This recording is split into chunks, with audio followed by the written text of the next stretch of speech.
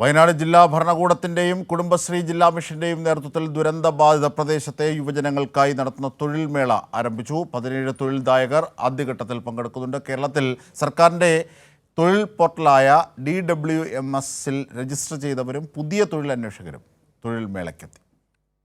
ദുരന്തബാധിത മേഖലകളിൽ നിന്നുള്ളവർക്ക് വിവിധ ഇടങ്ങളിൽ അവർ നേരത്തെ ജോലി ചെയ്തിരുന്നവരാണ്. അവർക്കെല്ലാം തൊഴിൽ നഷ്ടമുണ്ടായിട്ടുണ്ട്. അപ്പോൾ ഈ സമീപ പ്രദേശങ്ങളിലെല്ലാം വിവിധ ജോലികൾ ചെയ്തിരുന്നവരാണ് അവർ. അതോടൊപ്പം മറ്റ് ജില്ലകളിലൊക്കെ ജോലി ചെയ്തിരുന്നവരാണ്. എന്നാൽ അവർക്കൊക്കെ ഈ ദുരന്തത്തിന്റെ ഒരു സാഹചര്യത്തിൽ അവർക്ക് ഈ ജോലികൾ തുടരാൻ പറ്റാത്തൊരു സാഹചര്യം ഉണ്ടായിരുന്നു.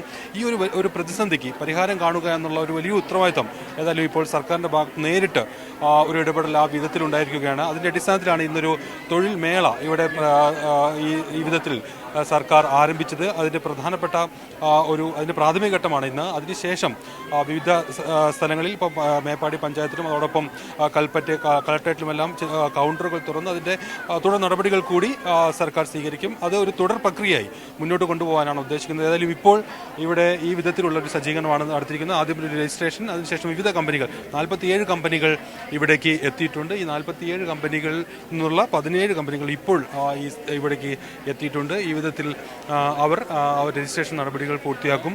അതിനുശേഷമായിരിക്കും ഈ 17 കമ്പനികൾക്ക് വിവിധ തസ്തികകളിലുള്ള നിയമനം ഉൾപ്പെടെ ഇവിടെ നിന്ന് നൽകുക.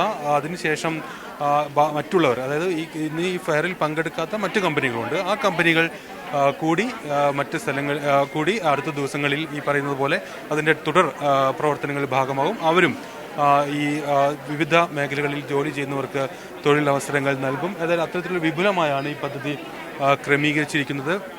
ഇപ്പോൾ ഇതിൻ്റെ രജിസ്ട്രേഷൻ നടപടികൾ ഉൾപ്പെടെ ഇവിടെ നടക്കുകയാണ്. വിവിധ തൊഴിൽദായകർ ഇവിടേക്ക് ഇവിടെയുണ്ട്. അദ്ദേഹം ഈ കാര്യങ്ങൾ നമ്മോട് വിശദീകരിക്കും. സാർ, ഇപ്പോൾ എങ്ങനെയാണ് ഈ പ്രവർത്തനം അല്ലെങ്കിൽ ഈ അവരുടെ ഉപജീവന മാർഗം കൂടി ഉറപ്പുവരുത്തുന്ന ഒരു പ്രവർത്തനത്തിന് കുടുംബശ്രീ നേരിട്ട് നേതൃത്വം നൽകുകയാണ്? എന്തെല്ലാമാണ് അതിന് കുടുംബശ്രീ എന്ന് പറയുന്ന ഒരു എന്താ പറയുക ഗ്രാസ് റൂട്ട് ലെവലിലുള്ള ഒരു സംഘടനയാണെന്ന് എല്ലാവർക്കും അറിയാം. അതുകൊണ്ട് തന്നെ സംസ്ഥാന സർക്കാരും ജില്ലാ ഭരണകൂടവും നമ്മളെ വളരെയധികം വിശ്വാസം അർപ്പിച്ചുകൊണ്ട് തന്നെയാണ് ഈ ഒരു പ്രോഗ്രാമിലേക്ക് നമ്മൾ കടന്നിട്ടുള്ളത്. ആദ്യപടിയായിട്ട് നമ്മൾ ജില്ലാ ഭരണകൂടം ഏൽപ്പിച്ച മൈക്രോ സർവേ ഇപ്പോൾ തുടങ്ങിയിട്ടുണ്ട്. ഏകദേശം നല്ലൊരു ശതമാനത്തോളം മൈക്രോ സർവേ പൂർത്തീകരിച്ചു. പക്ഷേ അതിൻ്റെ ഡാറ്റ എൻട്രിയും കാര്യങ്ങളും നടന്നുകൊണ്ടിരിക്കുന്നുണ്ട്. ഒരു 4 ദിവസം കൊണ്ട് തന്നെ നമുക്ക് ഡാറ്റ എൻട്രി കംപ്ലീറ്റ് തീരും. അപ്പോൾ അതിൻ്റെ ഒപ്പം തന്നെ നമുക്കതിൽ പ്രധാനപ്പെട്ട ഒരു ചോദ്യം ഇവരുടെ ഉപജീവനം, അതായത് ഇനി ഭാവിയിൽ ഇവർക്ക് എന്താണ് ചെയ്തു കൊടുക്കാൻ പറ്റുക.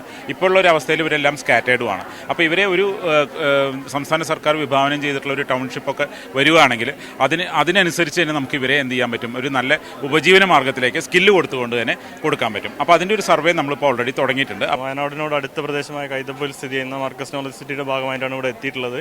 ഇതൊരു കളക്റ്റീവ് എൻവയോൺമെൻ്റ് ആണ്. ഏകദേശം 100ഓളം വേക്കൻസികൾ നമുക്കുണ്ട്. എല്ലാ മേഖലയിലും ഹെൽത്ത് കെയർ സെക്ടറിലുണ്ട്, എഞ്ചിനീയറിംഗ് ഉണ്ട്, കൺസ്ട്രക്ഷൻ ഉണ്ട്, സിവിൽ ഉണ്ട്, അഗ്രികൾച്ചർ ഉണ്ട്, മറ്റ് സാധാരണ ഡ്രൈവർ, മറ്റ് തൊഴിലുകളൊക്കെ ഉണ്ട്. അപ്പോൾ ഇത്തരത്തിൽ ഒരുപാട് എല്ലാ മേഖലയിലും പ്രവർത്തിക്കുന്ന ആളുകൾക്ക് അവിടെ ജോലി നേടാനുള്ള ഒരു അവസരമായിട്ടാണ് നമ്മൾ വന്നിട്ടുള്ളത്. വളരെ നല്ല യൂസ്ഫുൾ ആണ് ശരിക്കും. സത്യം പറഞ്ഞാൽ പല കാറ്റഗറീസ് ആണ് വരുന്നത്. നമുക്ക് SLC, പിന്നെ +2, ഡിഗ്രി, അങ്ങനെ നമ്മുടെ ക്വാളിഫിക്കേഷൻ അനുസരിച്ചാണ് ഇവർ നമുക്ക് തരുന്നത്.